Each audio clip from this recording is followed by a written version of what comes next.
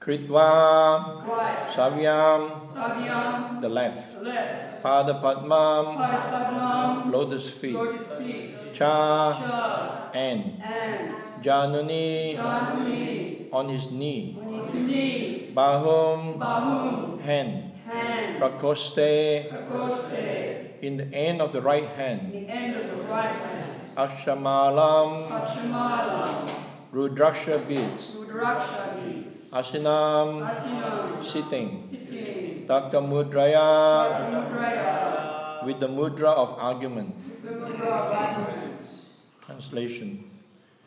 His left leg was placed on his right thigh, and his left hand was placed on his left thigh. In his right hand, he held Rudraksha beads. This sitting posture is called Virasana. He sat in the Virasana posture, and his finger was in the mode of argument. Purport by His Divine Grace Srila Prabhupada. The sitting posture described herein is called Virasana, according to the system of Ashtanga Yoga performances.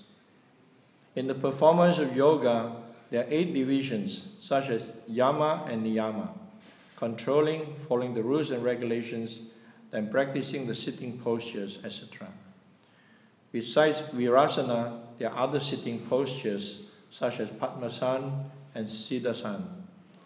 Practice of these asanas without elevating oneself to the position of realizing the Super Soul, Vishnu, is not the professional stage of yoga.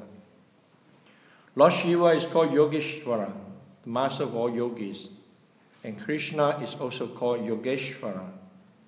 Yogeshwara indicates that no one can surpass the yoga practice of Lord Shiva, and Yogeshwara indicates that no one can surpass the yogic perfection of Krishna. Another significant word is Taka Mudra. This indicates that the fingers are open and the second finger is raised, along with the arm, to impress the audience with some subject matter. This is actually a symbolic representation. Kritorao Dashine Savyam, Pada Padmam Chajanuni, Baham Prakoste Shamalam, Asinam Takamudraya. Translation again. His left leg was placed on his right thigh, and his left hand was placed on his left thigh. In his right hand he held Rudraksha beads.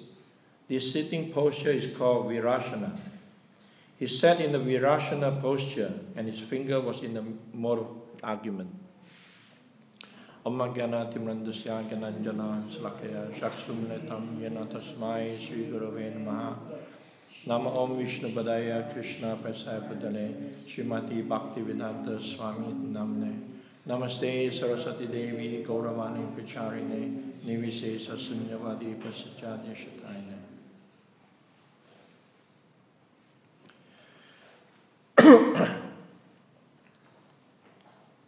So in the purport, Prabhupada is describing that there are different yoga postures in the Ashtanga yoga practice. Nowadays, yoga is very, very popular. Just a few months ago, we did a program at Urban Yoga about the, I think it was called the Perfection of Yoga or something like that. Can't even remember the title. So we are describing about the different yoga system, what is yoga, and how in the modern day, in the present day, when people are practicing yoga, they're actually missing the whole goal of the yoga. Because yoga means yoke, to connect. So when they practice yoga, what are they connecting to? So that means the whole goal is like doing a lot of activities, but not getting, like going into the kitchen and cooking a whole pot of different dishes and not tasting it. So they perform all these different yoga asanas, but mostly just to, yes, when they practice yoga, they get a healthy body with the different postures and different breathing exercises. I was speaking with Prabhu just now, inquiring about his health. how you say, it's a little better. And he was doing some pranayama, and that helps a lot, he said. So all these pranayama, yama, niyama, asana, all this to prepare someone in the right physical and mental state, so that one can focus the consciousness onto the goal of yoga, which is Yogeshvara. In the earlier part of Bhagavatam, it's described all yoga practice is ultimately meant to realize Krishna or Narayana. Narayana Parayogi. That's the whole goal of yoga, to realize the Supreme Personality of Godhead. Of course, along the way of practicing yoga and austerities, one can also again become misled. There's so many obstacles along the path of spiritual life that can mislead one from the ultimate goal. When one practices yoga, one can also develop a lot of power, mystic power, and they can get carried away by those mystic power. Prabhupada gave the example of how in his childhood there was this one yogi, very known yogi, that he can walk on water.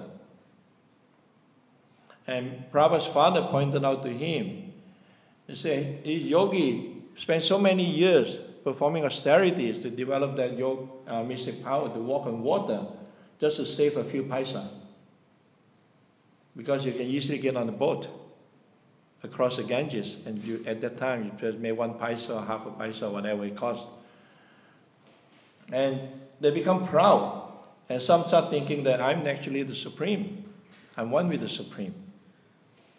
So on the spiritual path, there's so many different obstacles that Maya present to misdirect and how to say, sieve out those who are not fully sincere. Only those who are very, very focused. That's why in spiritual life one has to be very, very focused to know what is the goal. Even in material life, all these so-called success guru, they'll tell you you have to have a goal, and you have to be very fixed in your goal. Every morning you wake up in the morning, you have to read what you're going to do, how you're going to achieve your goals. Every night you go to bed, you have to meditate on what you're going to do next day to achieve your goal. And these people, they're very, very focused. All these successful people, they're very focused. When you listen to them, they're very determined.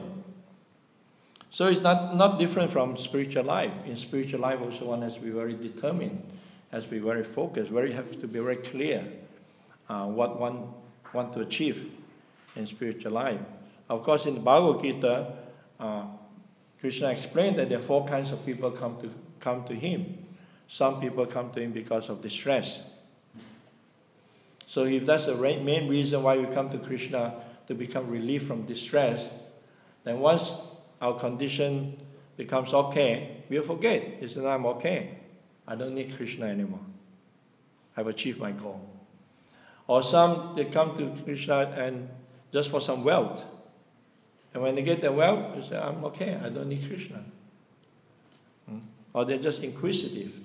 But only those who are searching for knowledge.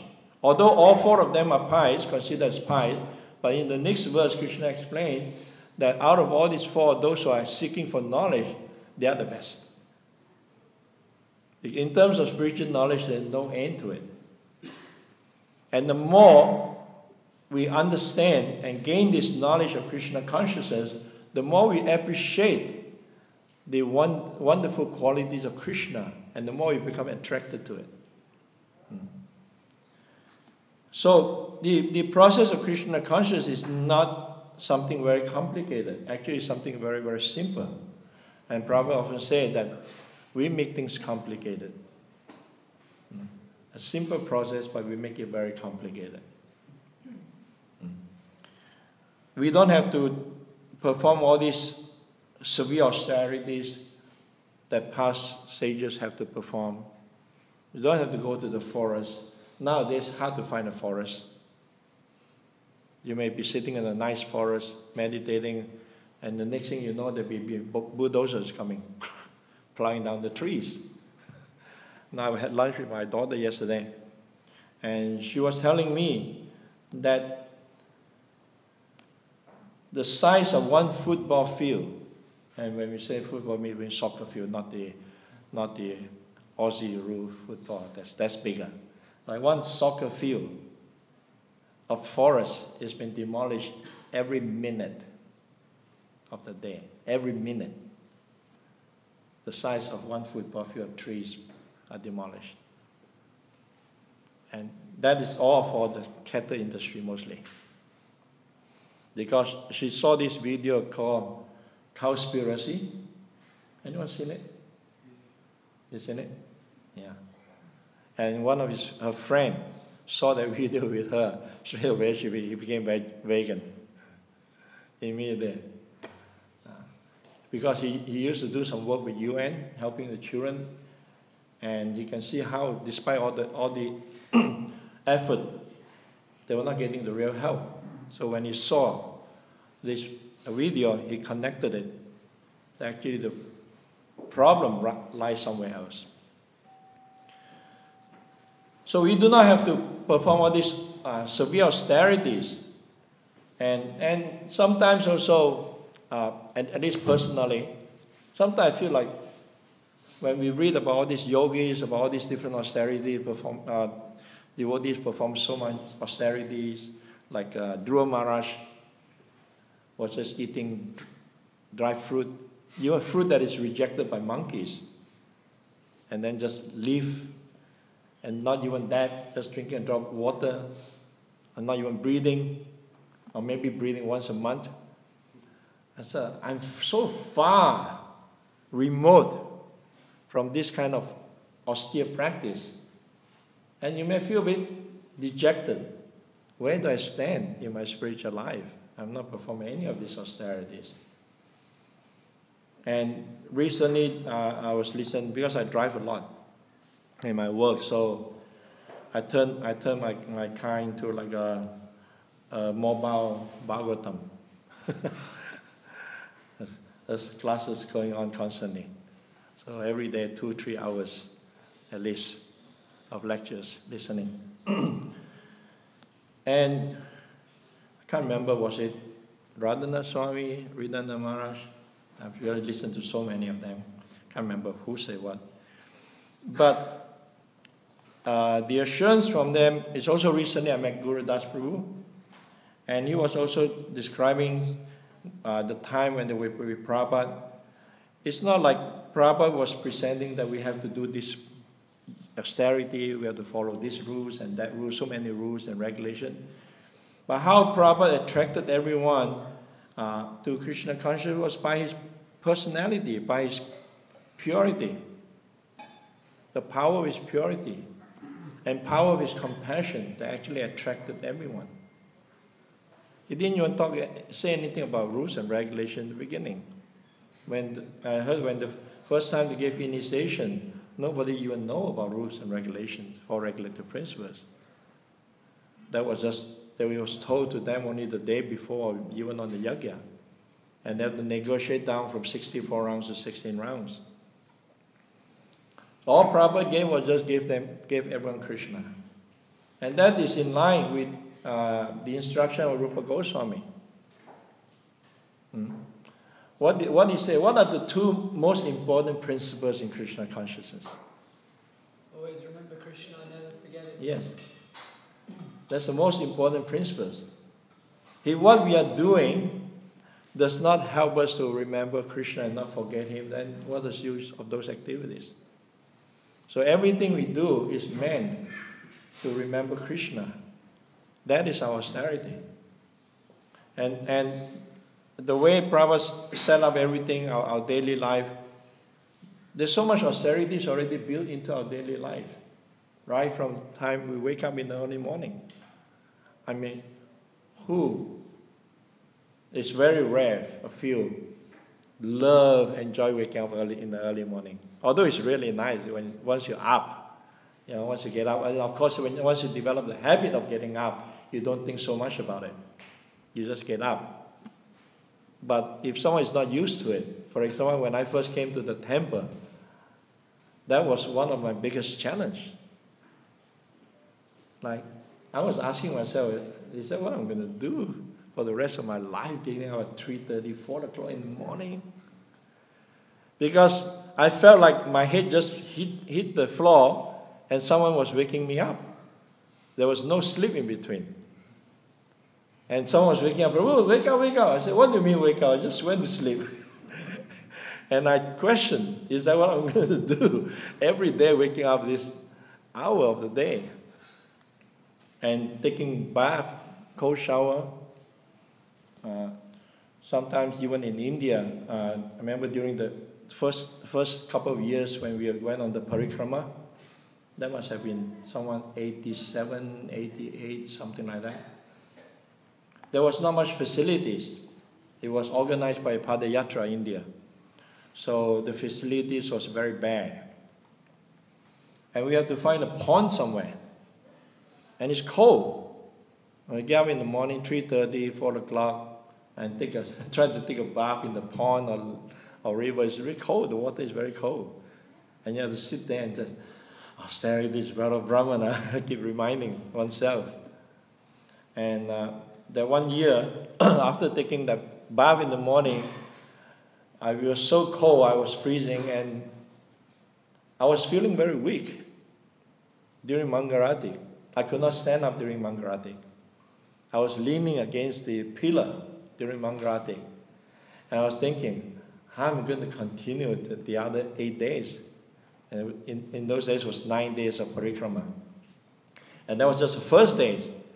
I said, I'm already feeling so weak on the first day. How am I going to continue?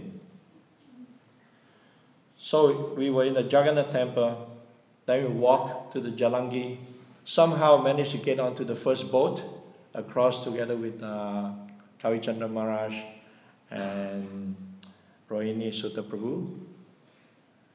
And when we got to the other side, we were stopped from moving further because we have to wait for the rest. So Kavichandra Maharaj took us to just a little further up the road, and there was this place where they were rolling the sugarcane juice where they make ghee.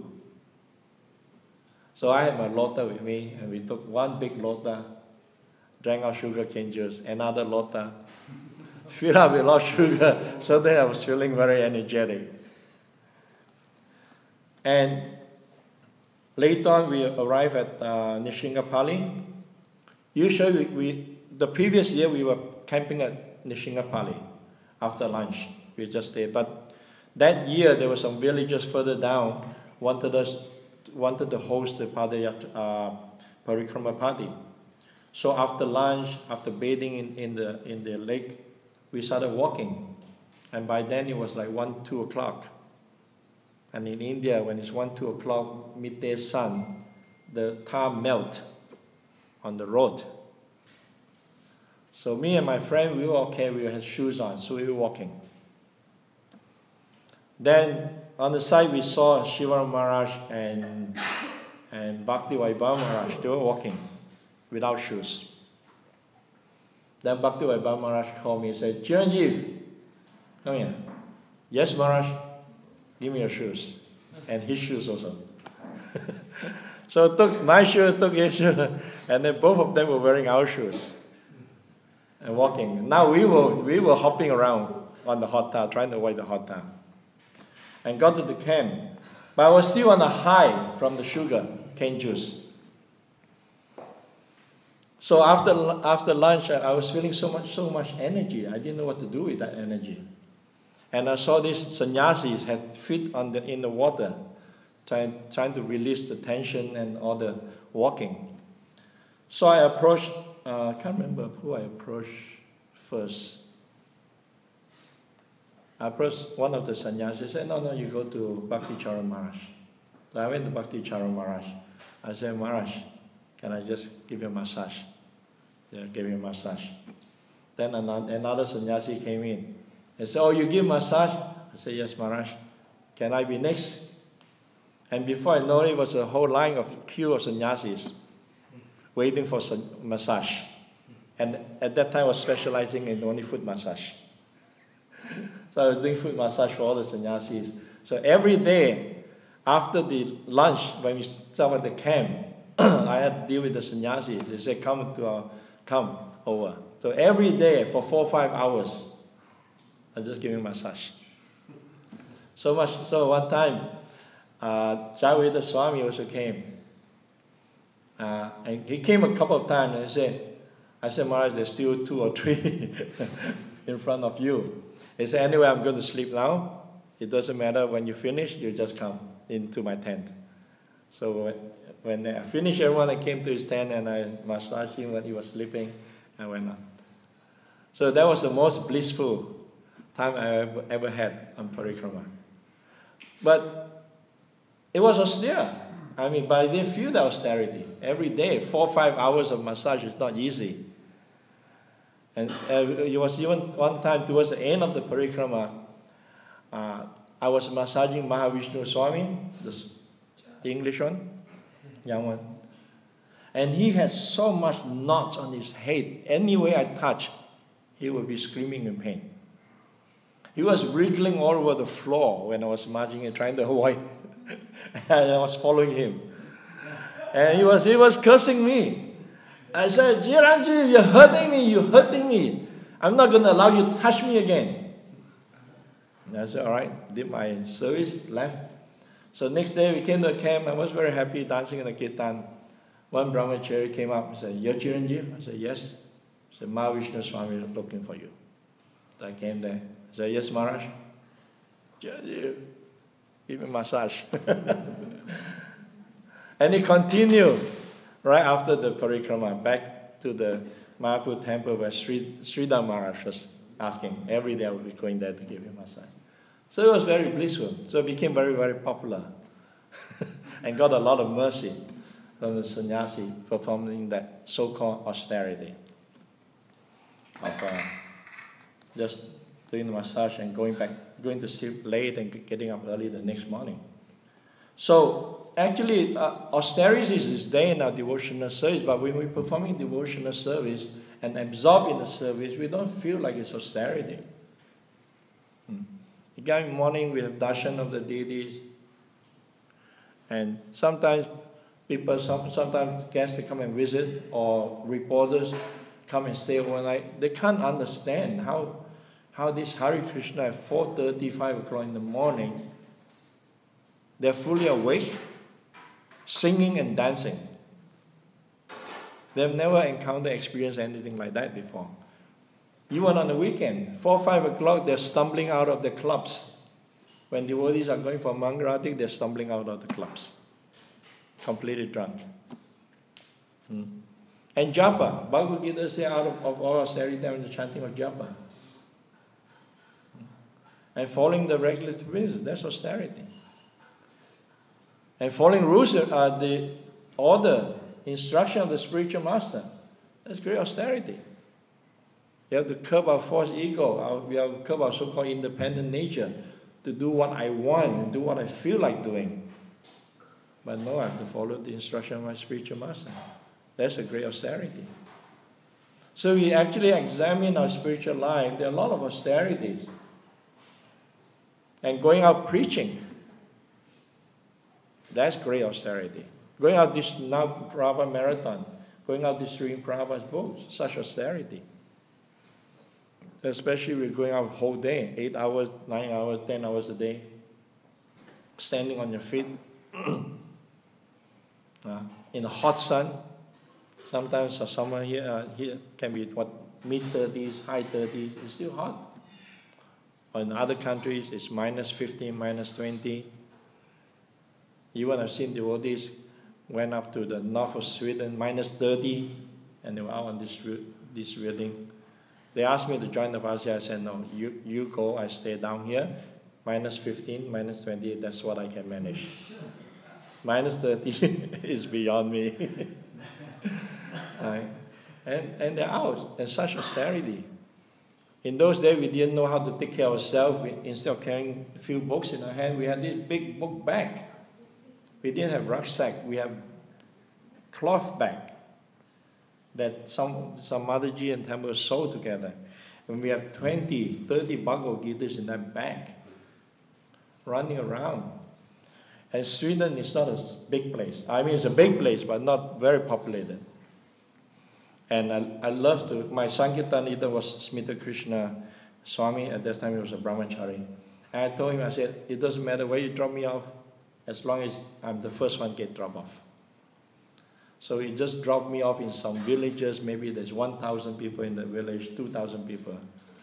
Just one street, that car just passed by. And sometimes you don't see anyone on the street. And when you see someone on the street, you run. With a huge book bag, you run to approach that person and try to sell the book. And when you finish, you see another person on the other end of the street, and you run. So the whole day was like that, running back and forth up and down the street, trying to find someone to distribute books to. And it was good. Sometimes I do 80 books, 100 books a day, just in a small village.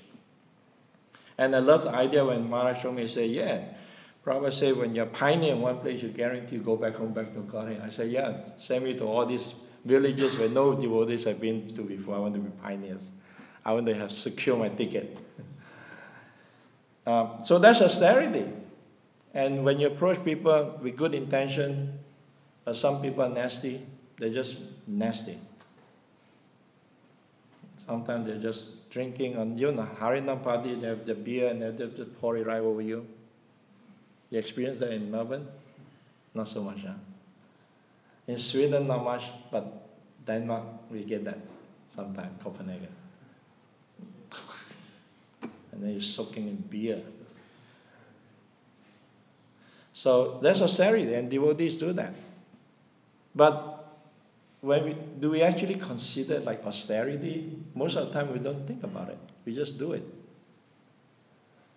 So we look at the yogis that may perform great austerity, but we cannot do those austerities. And most probably they can't do the austerity that we do. They're high in the Himalaya, they're high deep in the forest. Ask them to come out in the city. And say, no thanks. Too much maya. Too much distraction. And that's our challenge, that's our austerity. Despite all the austerity, all the distractions that we have, we still go out and remain focused. It's hard. But when we are focused on the mission of Chaitanya Mahaprabhu and focused on following trying to please the spiritual master, then we are like in a bubble. We're not affected by what's going on around us. We are protected. And we see the Harinam boys traveling around, and we see only the pictures of all the chanting and dancing and fun. But there's austerity, isn't it? No? Austerity? With all the traveling? Yeah. And at the end of the day of jumping up and down, you would like someone to massage your feet too. So they are performing their austerity. But our austerity is anandavadana. It's full of bliss. It's blissful. Because we are engaging in activities of the spiritual soul. Our activities is connecting with the Supreme Personality of Godhead. When Krishna is pleased, all the living entities become pleased. So it's pleasurable. Our activities are pleasurable. And that's why you can keep going, doing the same activities over and over and again, decades after decades after decades, and still find the same bliss. Just recently I was contemplating, people talk about happiness. But for devotee, we're not so much talking about happiness. Because happiness, like pain, they come and go. What we are talking about is more satisfaction. You can be happy about something when you gain something, when you do something, you become happy. People do become happy. But it's flickering, it's past. But the deep satisfaction is very rarely that people get out in the material world. But devotees get that. We all get our satisfaction from different activities. Sometimes when you're pujari, you're on the altar, you worship the deities very nicely, or you dress the deities very nicely, you feel deep satisfaction. Or sometimes you take some nice, very well cooked, very nice prasada, you feel satisfaction. Or you done some service. For me, satisfaction is when you have a really nice kirtan.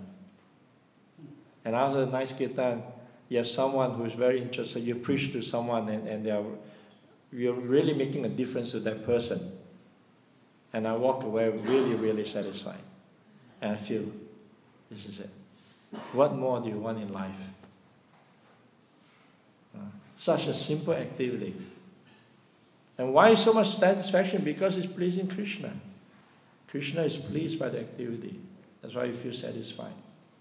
And this satisfaction goes beyond the feeling of happiness and distress. Way beyond that. So, austerity is part and parcel of our devotional life. Within the 9 processes of devotional service, it's built into it. And we don't have to artificially look for it. We don't have to create more austerities in our life unnecessarily. We have our fasting days. Some people love it, okay, that's fine. It's for them. But it's not that everyone has to do it. Some devotees love to fast all day on Ekadasi. That's fine. At one time in our temple in Copenhagen, we had about 9 or 10 of us who observed complete fast on Ekadasi for 1 whole year. But the actual fasting is the next day you're not supposed to eat. You just drink some milk and continue with the fasting. That's actually Ekadasi fasting. So some they like it, that's fine.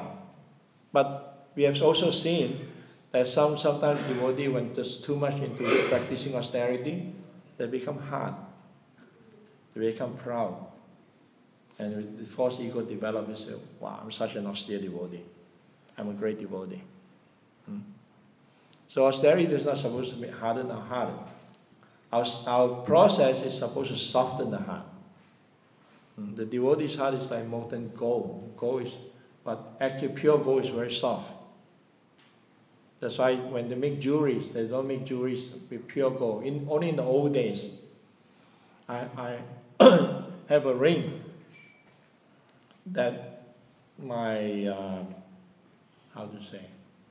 my god-grandmother gave when I got married. Give me a ring. And the ring was practically pure gold. I know because when I play Madanga on it comes to become square. Instead of round, it becomes square. I can't use it anymore. That's pure gold. It's soft. Now they mix with metal. So our heart is supposed to be like molten gold, very soft, compassionate. And that's what Prabhupada is teaching. Earlier on in the purport, he was describing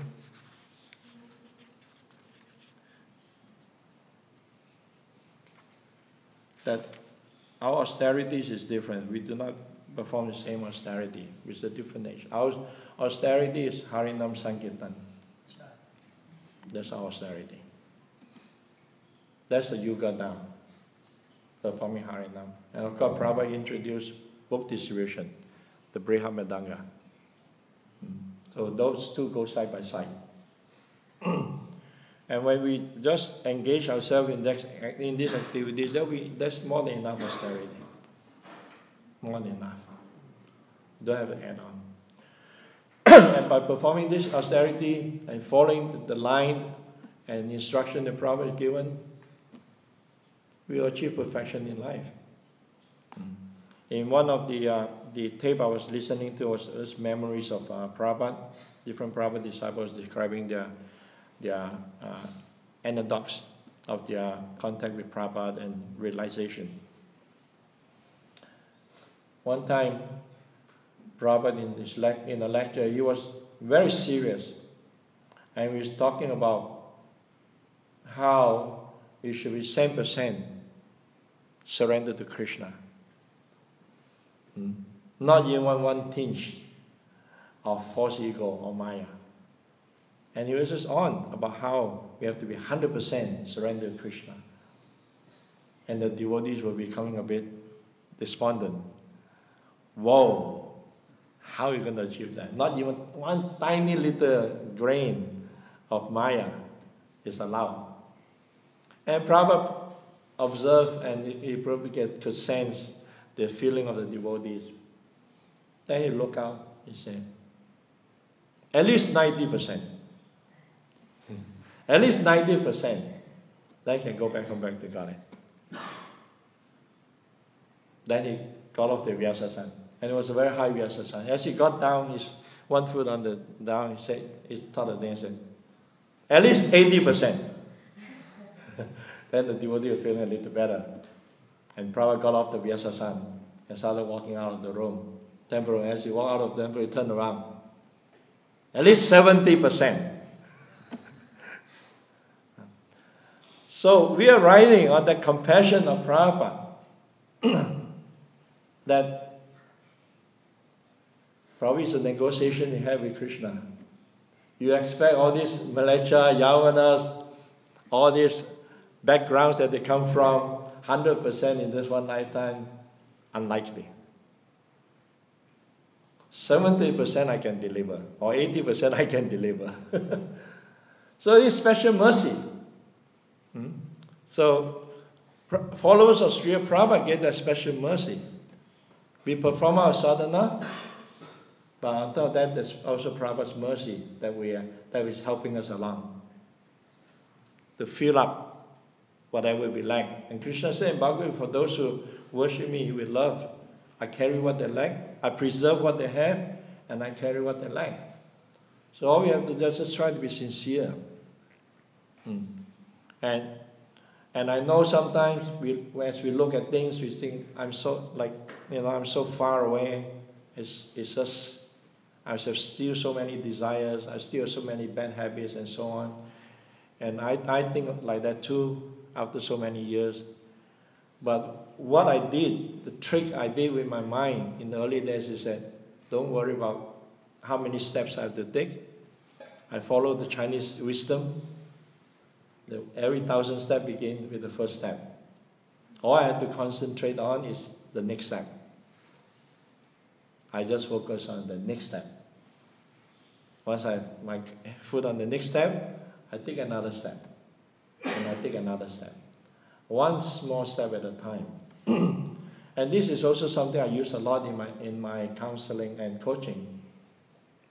And devotees are so overwhelmed. Sometimes they're just overwhelmed with difficulties or issues and so on and so forth. I said, don't. Then they try to achieve that perfection or whatever they want to achieve in one big step. I said, don't even go there. Just think of where you are now. Where's the next small step? The next small victory that you can achieve. The next small step that you can achieve. Because every small step we make is a great victory in our fight against Maya. Right? Every small step. Clap ourselves on the back. Yes, I make some progress today. And tomorrow, I'll make another progress. I'll make a little more progress. Today, I worship, I did my round. I did my service. I make some progress. So every day we just add on. And before you know it, 10 years has passed, 20 years has passed, 30 years have passed, 40 years have passed. And you look at all the little small steps, become one gigantic steps. You know? And that's how we can gradually make progress. Some, they can take bigger steps. By all means, take bigger steps. If you can't take bigger steps, take small steps. As long as we're moving forward. So that the austerity of the mind, controlling the mind to think positively. How we can positively engage ourselves in activities of Krishna consciousness to keep on making progress. And then our austerity is developing humility, tolerance. And rather Swami explained, humility. When humility in the association of devotees means when you're in the association of devotees, you think, I do not know better than you. He said that's humility. If you think that I know better, I know more than you, I know I'm better than you, then that's not humility.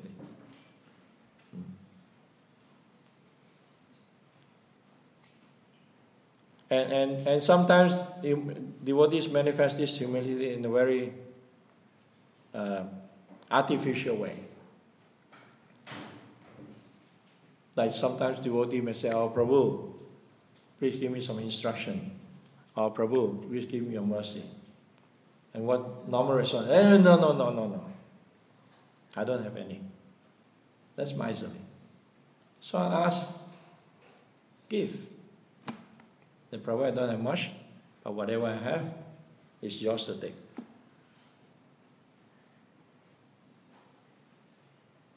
Please give me a blessing. Prabhu, I don't have very much, but whatever austerities I perform, whatever service I've done, that Krishna is pleased, and the result of that is all yours to take. Offer it. Instead of saying no. Oh, please give me instructions.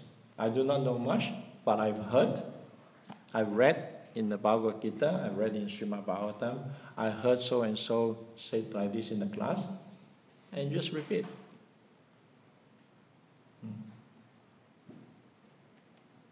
If someone asks, don't deny it. Be generous. Be generous to share whatever little we have. The beauty of Krishna consciousness, the more you share, the more you grow. The more you give, the more what you give away grows. It's not like in the material world, you give away some money and then it's gone. In devotion service, the more you give, the more you have. And that I can say from personal experience. That how amazing it is, the nature of Krishna consciousness. So this is a very, very beautiful thing that we have, and it's a very wonderful gift that Srila Prabhupada has given us. All we have to do is just try to appreciate it, and not make things unnecessarily more difficult than it need to be. And recently I've been just reading, I finished reading the book by Yogeshwara Prabhu on Prabhupada. I'm reading from Guru Das Prabhu.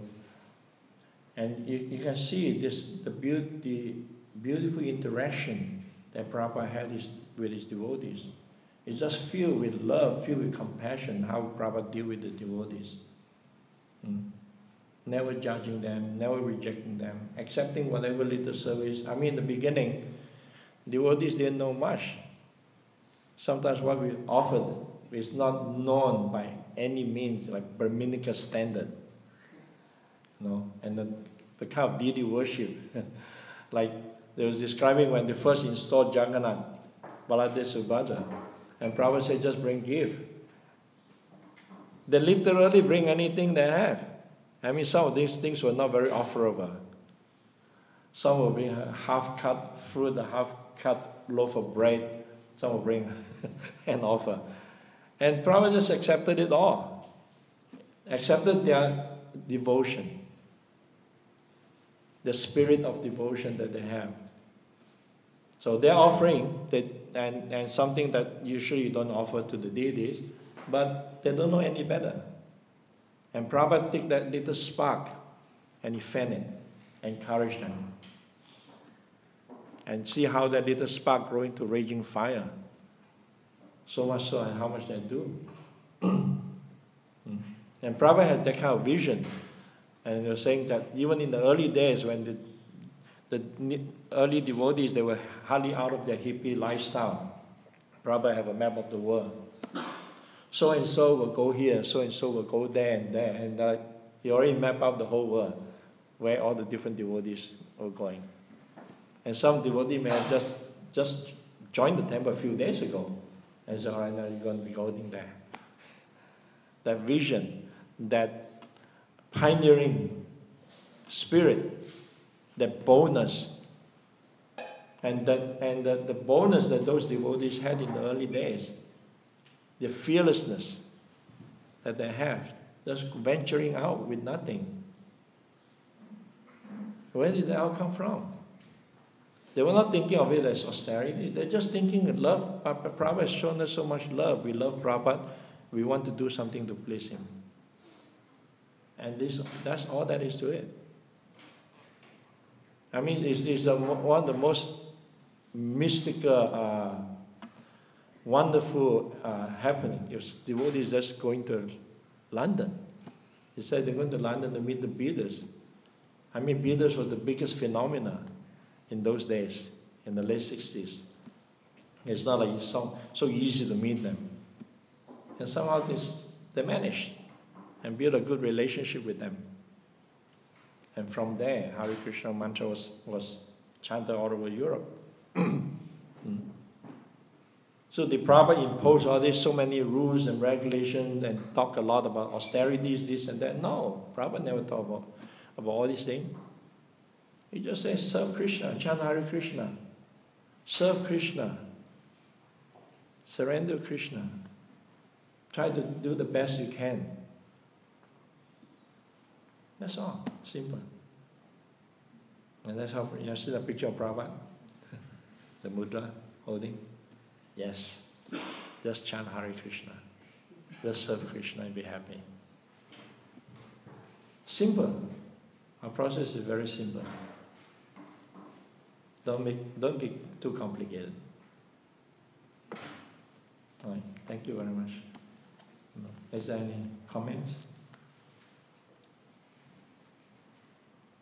Any questions?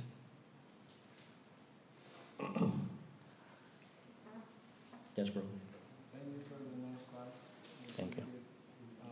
I just thought you speaking like our process is there. We shouldn't have so much extra austerities like not international society rules and regulations. It's my Krishna consciousness.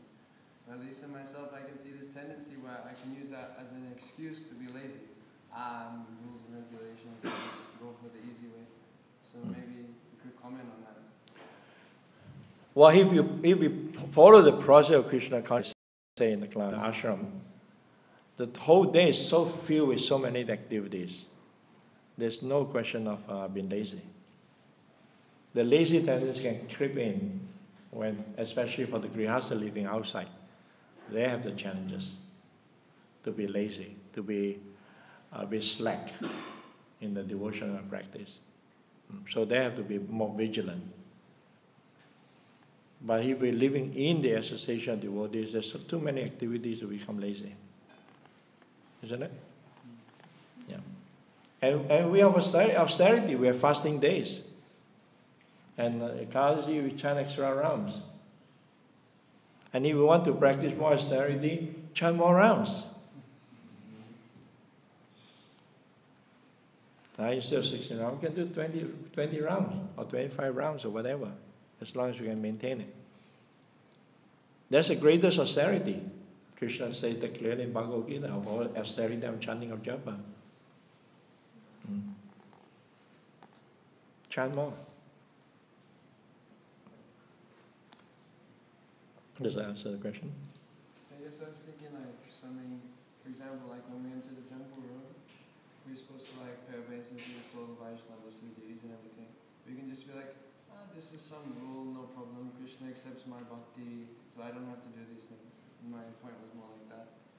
Like there's things put in place that we're supposed to do, but in the name of like something higher, like my bhakti, we're not following what's supposed to be followed. Yeah, that's something else. That means we start cutting things out, cutting corners. So there are certain things we just have to be vigilant to apply and not try to change things. And that's one thing Prabhupada pointed out about devotees, especially in those days were mostly Western devotees. You Westerners, they like to change. Always changing, always changing. So certain things we do, I know like nowadays very rare you see it anymore, but in the old days, every day we wake up in the morning, we see the devotees, we offer obeisances. We physically bow down, offer obeisances. And usually it's someone who is more junior who take the initiative to offer obeisances, and then everyone just bow down and offer obeisances. Isn't it like that in old days? Of physically offering obeisances, devotee. And especially if you've not seen for a while, like when you go on Sankirtan, traveling Sankirtan for a week, you come back, everyone when you see, oh Prabhu, this is some obeisances, and we physically bow down, offer obeisances. You don't see that nowadays.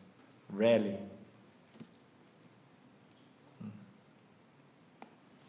So that's, or we say, one cha, that's a famous Australian one. One cha, and that's it. What is that?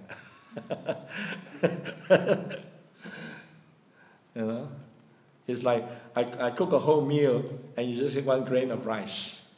I say, one cha, here's a grain of rice. So those things are not happening. It's a very important part of our Vaishnava culture, at least our ISKCON culture, offering obeisances.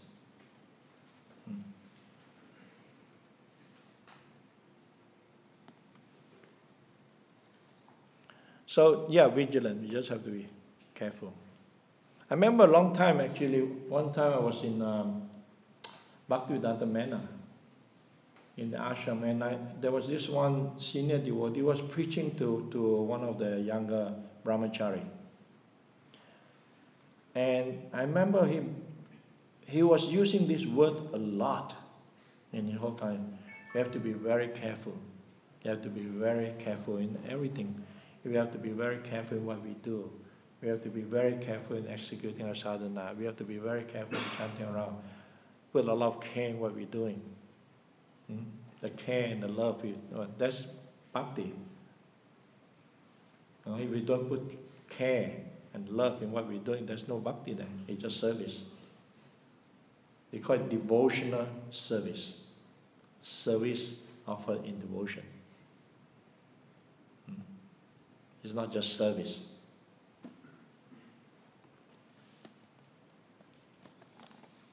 Any other? Yeah. Yes, bro. Just to comment on that, on the question, like, is that verse in the Nectar of Instruction? Pardon? Is that verse in the Nectar of Instruction where Goswami says that one should not be too fanatical about rules and regulations, but at the same time, what's the other part of that? Should reject it? About remembering Krishna and not forgetting him? Niyamagraha. Huh? Niyamagraha. Niyamagraha, that's in the Nectar of Instruction. Yeah. The 6 things that are unfavorable for devotional service. Following rules and regulations just for the sake of following, and just rigidly, but not understanding the principle behind it, or thinking, oh, I'm so advanced, I don't need this, I don't need that, I don't need, and just be careless. In other words, we have to use our intelligence. Becoming Krishna conscious doesn't mean we park our brain somewhere else and just blindly following. We have to apply our intelligence in understanding the philosophy, apply our intelligence understanding what we're doing, why we're doing. And it's not just listening, but we also have to contemplate on what we're reading and try to understand it and absorb it.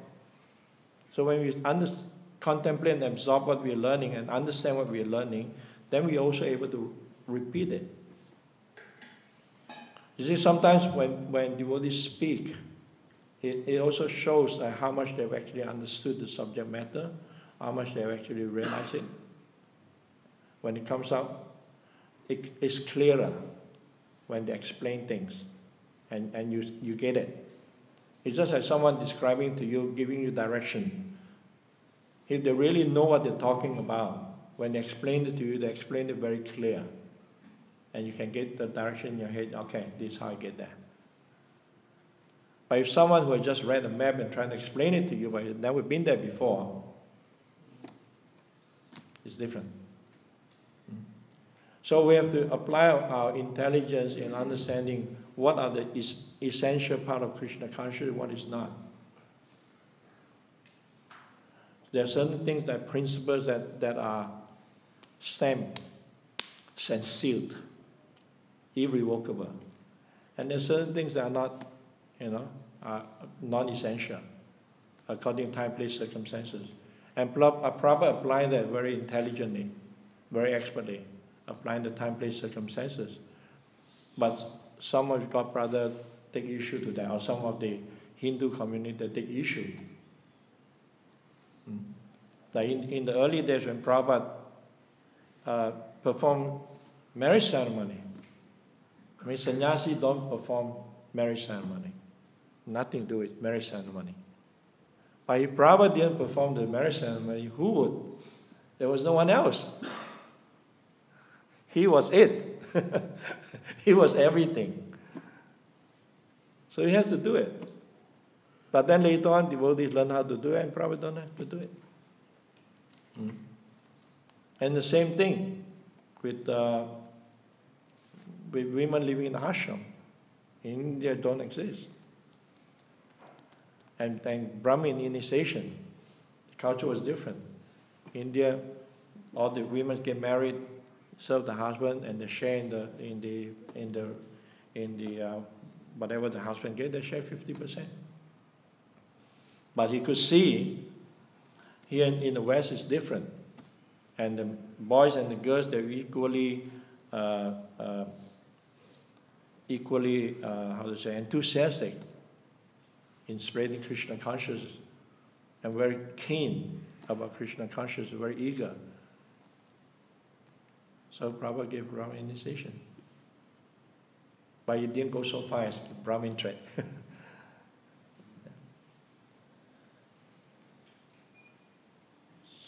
So their child, they can do that.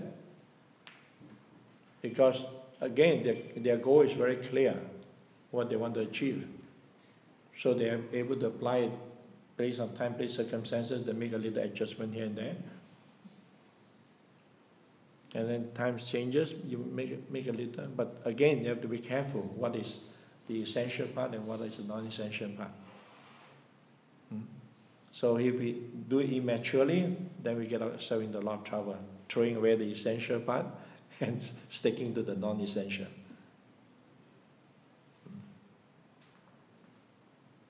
So the bottom line is that we develop our love for Krishna. And that's the test. And the Bhagavatam is also explained. That's the real test. Just like someone who's eating, with every morsel of food we put in the mouth, we are becoming freer from hunger and we're getting satisfied. And our desire for eating reduces.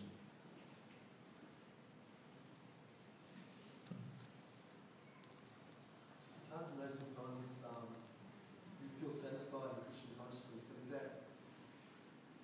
that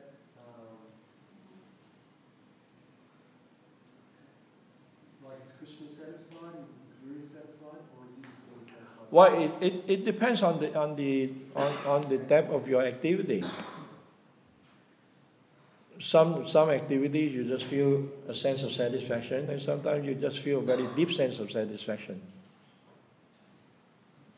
I remember when I was preaching in Stockholm, preaching center. We were just me and my wife, and there was one brahmachari doing the radio show, 3 of us, and we had about 150, 200 guests on Sunday, and my wife would cook the Sunday feast for the whole, and devotees would come from Consciousness, from beauty area. They'll come and they'll preach, but they will not help.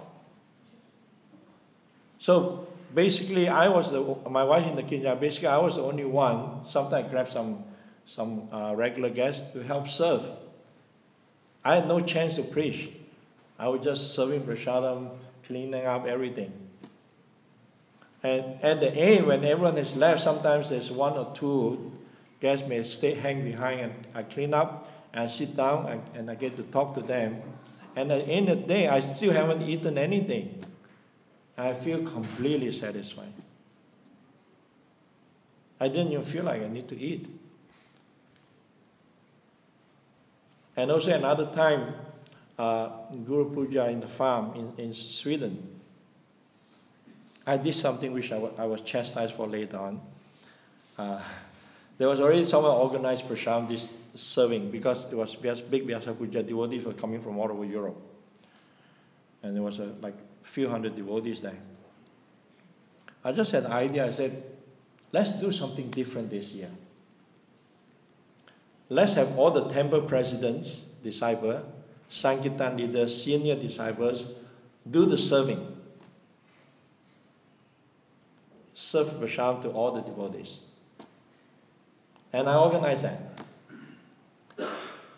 And we did. We served, and we served. And because we were all senior devotees serving, everyone was very respectful.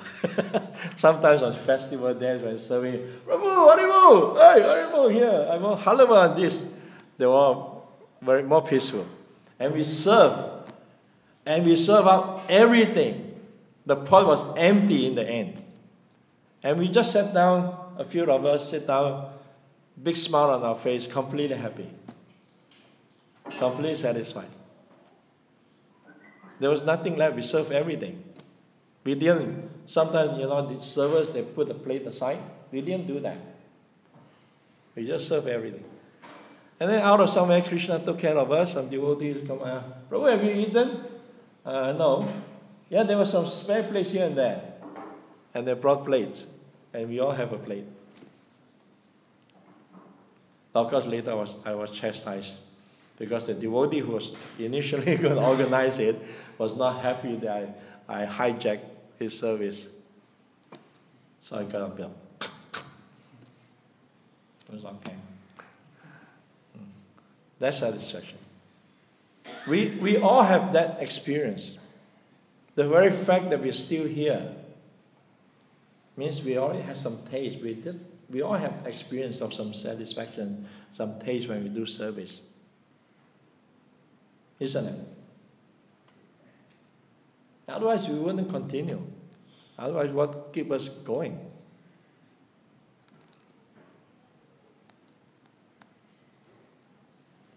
That's why you keep coming back for more and more for that nectar. That's the real nectar. When we are fully absorbed in our service to serve and please the spiritual master, that's the real nectar. All right. Thank you very much. Hare Krishna.